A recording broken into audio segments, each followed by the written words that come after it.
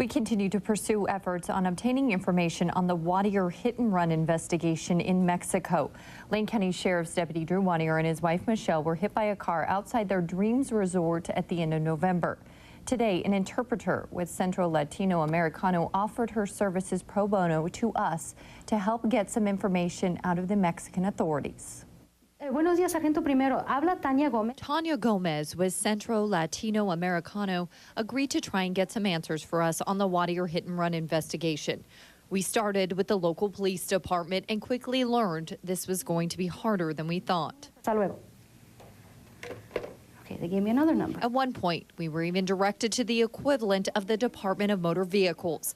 But then we started getting somewhere. And this happened on a federal roadway. So that they gave me a number to the, I guess, which we would call the state police. Got it, okay. It was there that we were connected to the first sergeant of the San Jose del Cabo Police. This is the number they have for the case. That federal police sergeant confirmed the accident and told us the report says the Wattiers were crossing the road, but that there were no signals used and they weren't in a crosswalk. And here's what he said about the driver. He did leave the scene of the crime. He was detained by local police, and that, I guess, the Ministerio Público, which would be the DA's office, would have more information. His office was unable to send us a police report, but we are working with the U.S. Embassy to obtain that.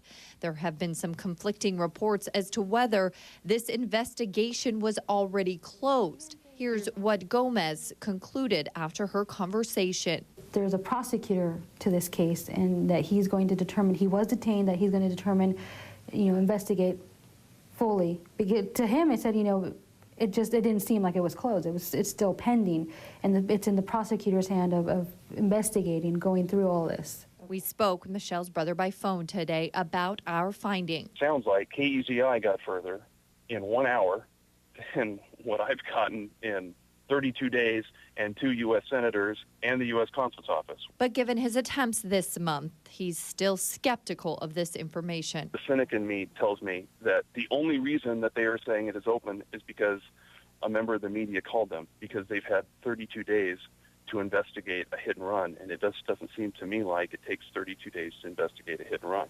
Still many frustrations, but they agree the small steps matter. Michelle's brother also tells us he's also just learned the Dreams Resort, where the couple was staying, is going to construct a crossing area or bridge where Drew and Michelle were hit in their honor. The National Human Rights Commission tracks crime statistics in Mexico, and they are a bit alarming. The commission says 1 out of 10 crimes is reported in Mexico, and only 1 out of 100 reported crimes actually go to trial, and only 1 out of 1,000 crimes is punished. The U.S. State Department says if you or someone you know become the victim of a crime abroad, you contact the local police and the nearest U.S. embassy or consulate. It says you should not rely on a hotel, restaurant, or tour company to make a report for you. The State Department also recommends getting copies of the police report, and it usually acts as a liaison for families.